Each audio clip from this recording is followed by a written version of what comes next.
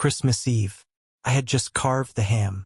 Pecan pie was still warm, the scent of brown sugar and cinnamon floating through the house like something hopeful, something soft.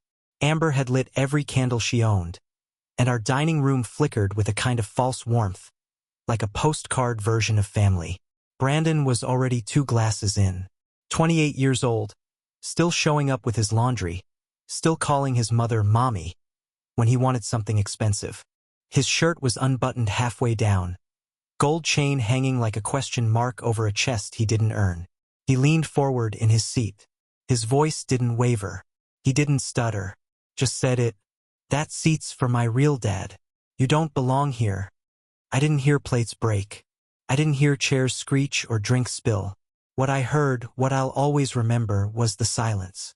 A single fork froze mid-air. My niece, jaw half open, blinked at me like she was waiting for my punchline. My brother-in-law shifted in his seat. Someone coughed. Even the dog in the corner seemed to understand that something irreversible had been spoken. Amber sat right beside me, right there. We'd been married 12 years. I'd raised her son like he was my own. Woke early, stayed late, paid every bill in a house that wasn't mine when we met. I bought the damn table we were sitting at, refinished it myself, sanding for hours so Brandon could have a proper holiday dinner. She didn't flinch, didn't touch my arm, didn't correct him. Nothing. That was the moment.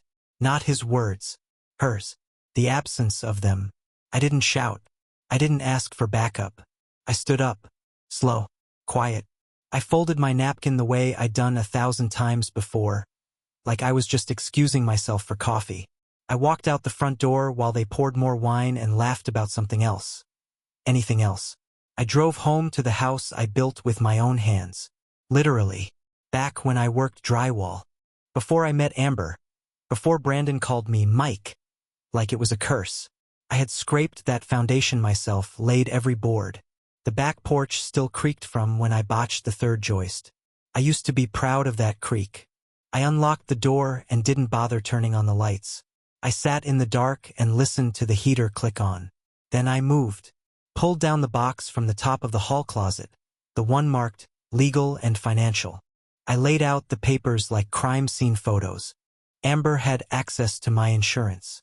Medical, dental, vision, the full package. She was still listed on my emergency contacts. Brandon was driving a truck registered in my name. The same truck he had dented and never paid to fix. I stared at the signatures. My name next to hers. Our names entwined like a lie I'd lived inside for years. What had I thought it meant? That shared paperwork equaled shared loyalty? Not tonight. I started with the insurance. Logged in, changed my emergency contact to my cousin in Nebraska. Cold woman. Hasn't called in a decade. Still more reliable than the family I was leaving behind. Next, the truck. DMV site loaded slow. I waited. Drank cold coffee while the spinning wheel mocked me. Transferred the title back to me. Filed a report on unauthorized use. Didn't hit submit yet. Not until the morning. But the form sat there, ready. Bank accounts. We had 2 joints and a savings. I zeroed her permissions on both. Froze the savings. Moved the money into a new account I opened in silence at midnight like a man digging his own escape tunnel. The investment account hurt. I'd started it when Brandon was 16. Back when I thought maybe I'd help him buy a house someday. Back when he still said thanks instead of you don't belong here. He used my name to apply for credit last spring. I'd let it slide. I thought stupidly that maybe it was just ignorance. Just a kid not understanding the weight of what a signature means. Now I knew better. I changed every password.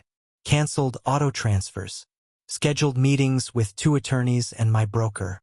By 4:12 a.m. I had revoked every link. Shut every open door. No speeches. No warnings. Just keys turning. I walked out onto the porch, coffee in hand. It was cold. Bitter. The kind of air that slaps you sober. I stood there a long time, breathing it in. By 6, I had a new checking account. By 6:30, Amber's email login bounced her out of our shared bills. By 7, my phone lit up with the first call. Amber. I let it ring. Then Brandon. Ignored. A third from a number I didn't recognize. Probably his girlfriend. The one who smirked when I asked her to take her shoes off in my house. 14 missed calls by 8 a.m.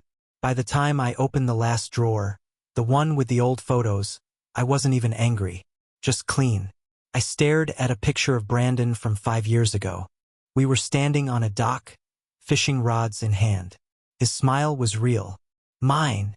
I think it was hope. That maybe someday he'd look at me the way sons look at fathers. That hope died sometime between his insult and Amber's silence. I poured another cup of coffee. No sugar. The silence in the house was absolute. Not hollow, pure. I didn't leave a note. I didn't go back. And I knew, as I stood in the kitchen that morning, watching the sun rise over land I'd paid for, that there was no coming back. Not from what he said. Not from what she didn't. The first sign came at 7:03 a.m. My phone had been off all night. I powered it on only after I'd taken the last sip of coffee, savoring the bitter taste like it was the only honest thing I'd swallowed in years. 14 missed calls. Amber. Brandon. 2 numbers I didn't recognize. A single voicemail from Amber. Her voice syrup-sweet, like she hadn't just watched me be gutted at the dinner table 12 hours earlier. Hey baby, please call me when you get this. I think we need to talk. Talk. After years of decisions made behind my back, now she wanted to talk. The alert came while the message was still playing. A text from the bank. Something about recent loan activity. I blinked. I hadn't applied for anything. Hadn't signed anything. Hadn't even discussed financing in over a year. I opened the app. Auto loan. $22,500. Opened 7 months ago. My name on it, Michael T. Reynolds. I stared at the screen. I had never opened that loan. I sat down. My hand went numb. The coffee mug clinked against the counter louder than it should have. Brandon. Amber. I dug through old emails. Nothing. I called the credit union.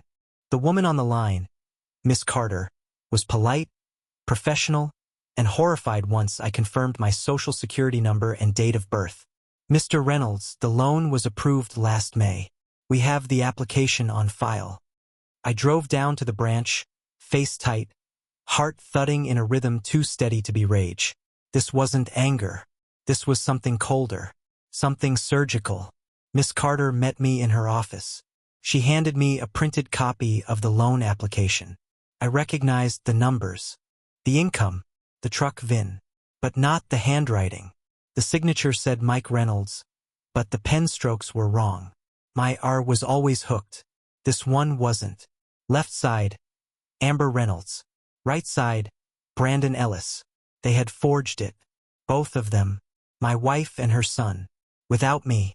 Miss Carter looked nervous. This might be a misunderstanding, she said. I didn't respond. Just stared at the page like it was a death certificate. Would you like to file a fraud report, sir? Still, I didn't speak. Not yet. Because in that moment, something shifted. This wasn't a misunderstanding. This was planned. They didn't just use me. They wore my name like armor, then laughed behind the curtain while I bled. I nodded. Yes, file it.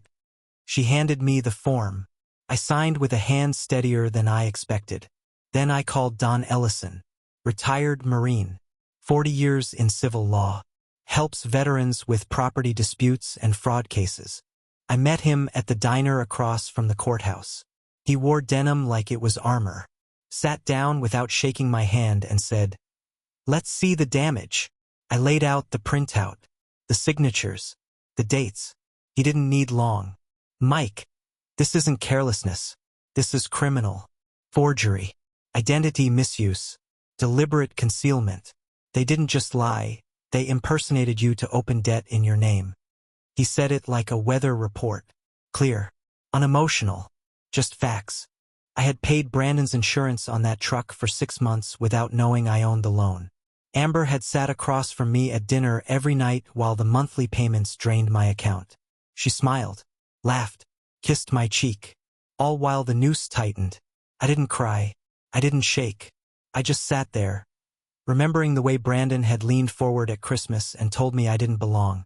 He wasn't trying to hurt me. He believed it. He believed I was disposable. A utility. The man who signs, pays, disappears. That night, Amber called again. I let it go to voicemail. Then she texted. It was just to help Brandon get started. We meant well. Can we talk? No apology. No admission. Just a mother making excuses for a grown son who'd used another man's name like a stolen coat. I didn't answer. I made copies. Filed the report. Met with Don the next morning. He had already drafted a preliminary fraud statement and a cease and desist notice for further financial contact. He also started the paperwork for legal separation. Not divorce, he clarified. Yet, but this gives you distance. Financially, legally, emotionally. Distance. That was the word that stayed with me. For 12 years, I'd worked overtime, given up vacations, poured myself into Brandon's future, paid for repairs, canceled trips to cover his credit mistakes, sold tools to buy him a laptop. And now I needed distance. I changed the passcode on my garage, canceled Brandon's phone line, pulled my name from Amber's family mobile plan. That one hurt more than I expected. Every inch of my life had been built with this family in mind. Every password, every emergency contact, every beneficiary. Now I stripped my name from every corner of the home I'd helped them build. I even changed the locks. She didn't come home that night, or the next. I wasn't surprised. I think she knew, in some part of her, that I wasn't the same man who stood up from the dinner table and walked out with a folded napkin. That man had boundaries. This one had proof. Brandon texted me on the third night. It wasn't like that. You're blowing this up. We needed help. I didn't respond. What was there to say? That I had spent a decade helping? That I had already given more than most fathers ever would? He knew. That was the point. They knew. And they didn't care. They assumed I would swallow it like I always had. Swallow the debt. Swallow the disrespect. Swallow the lie that being a stepfather meant being last in line for honesty. But I wasn't swallowing anything now. I was documenting. Don filed the fraud report with the state. Amber's name was officially tied to the loan. The restitution paperwork followed. If the court ruled in my favor, and Brandon would be responsible for the full amount. I had options. But I wasn't looking for revenge. Just truth. Amber tried again. Please don't do this to him. He was desperate. We just didn't know how to tell you. That's what made it worse.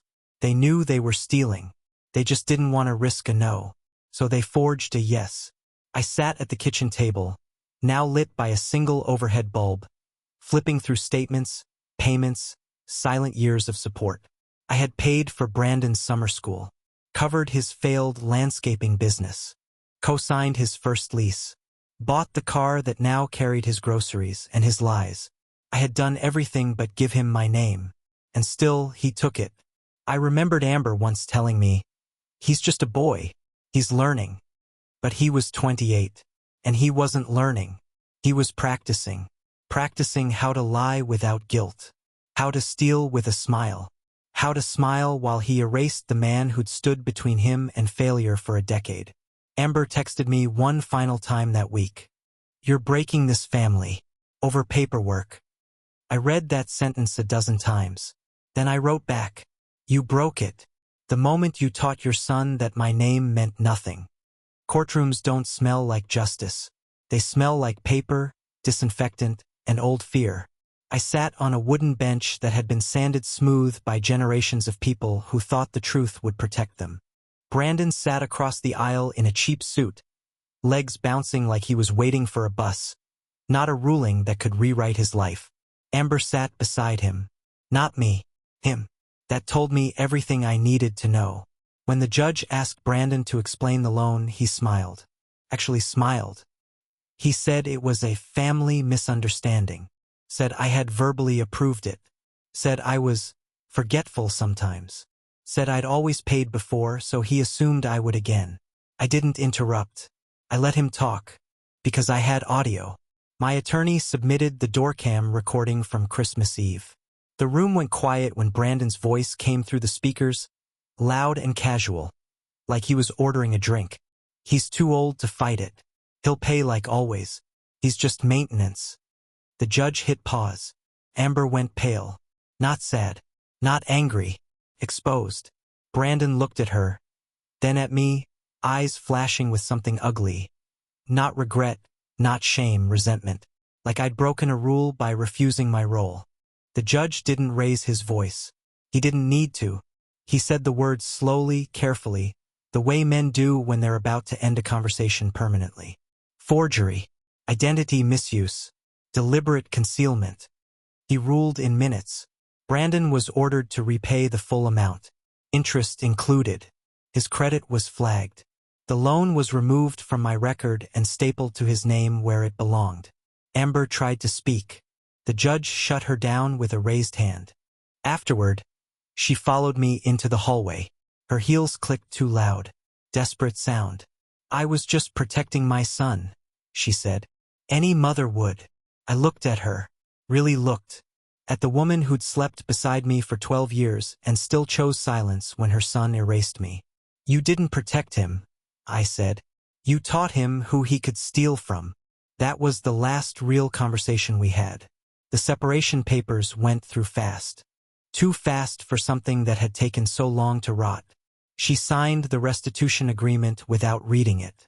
Didn't ask questions. Didn't fight. She just wanted it over. Brandon lost his truck. Sold it to cover the first payment. The job he bragged about vanished after the background check. Turns out employers don't love forgery. They called, texted, sent messages through relatives. Let's handle this privately. Family doesn't do this. You've made your point. But this wasn't a point. It was a boundary. I blocked the numbers. Changed my email.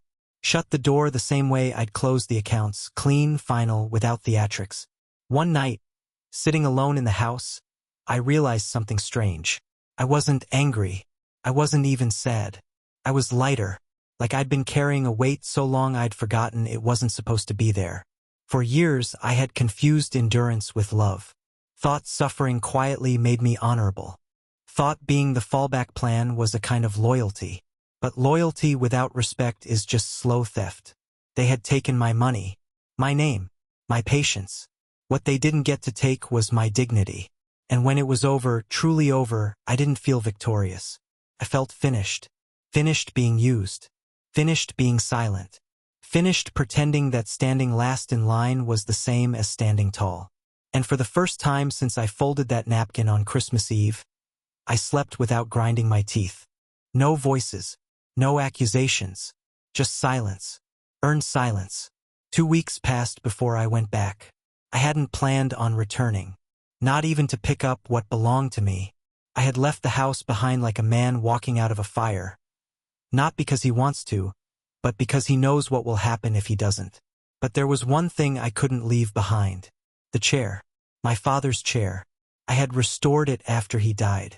Spent 3 weekends sanding it by hand. Pulled out old nails, replaced the runners, reupholstered the seat with thick leather that still creaked like a memory every time I sat down. That chair had carried my father through the last years of his life, and it carried me through the first years of raising someone else's son. It was the one thing in that house I didn't share with Amber. Not emotionally, not spiritually. It was mine. I pulled into the driveway early in the morning, before the neighborhood started its routines. Before the joggers came out and the trash trucks groaned down the street. Amber opened the door before I knocked. Her eyes were tired. Her hair still wet from the shower. No makeup. No words. I didn't ask permission. I'm here for the chair, I said. She stepped aside without a sound. Just nodded. Eyes fixed on the floor like the truth might be hiding in the tile grout. Brandon was in the living room, half-dressed, flipping through the channels like nothing had happened. No apology. No acknowledgement. He didn't look at me. Didn't even stand. Cowardice has many faces, but the most common is a smirk turned away. Don helped me load it into the truck. We tied it down with rope, the same rope I'd used to help Brandon move into his first apartment. He never thanked me for that either. The chair creaked as we hit the road, the sound familiar, comforting, like the ghost of my father letting me know he approved. I drove slow. I didn't want to scratch it. When I got home, I placed it in the corner by the window, the one that faced the pine trees, where the light came through warmest in the morning. I poured coffee. No cream. No sugar. I sat. And for the first time in months, I let myself breathe. Not because things were better, but because they were over. At 10:41 p.m. my phone buzzed. A text. Brandon. I didn't think you'd actually go through with it. I stared at the message for a long time. There was no apology in it. No ownership. Just the casual disbelief of a man who had mistaken silence for weakness. I typed back. Neither did I, until you said out loud that I didn't belong. No response. And for once, that silence wasn't painful. It was clean. Amber didn't text. Didn't call. She knew better now. There's a moment in every man's life when he realizes the line between forgiveness and self-respect. I had crossed it the night Brandon claimed his real dad deserved my seat at the table. But the truth is, I never had a seat. Not in their eyes. I had a wallet, a tool belt, a signature, a role to fill when the biological father disappeared again. They never invited me to be part of them. They absorbed me, used me, adjusted to my presence like people adjust to background music, only noticing when it stops. So I stopped paying, stopped calling, stopped showing up. And with every day that passed in silence, I reclaimed something they'd stolen without asking. My time, my money, my voice. Even the walls in my house felt different, lighter, like they'd been holding their breath for years and were finally allowed to exhale.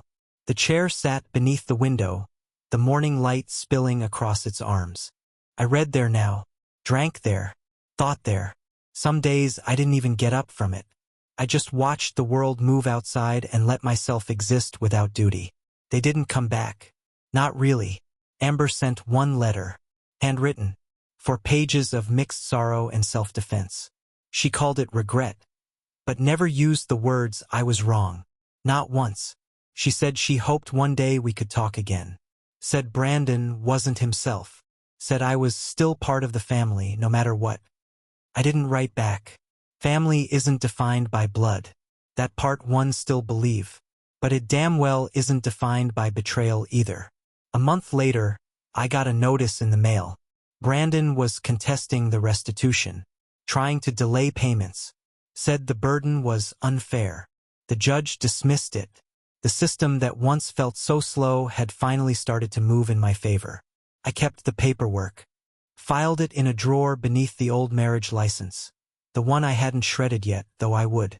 One day, the neighbors stopped asking about Amber.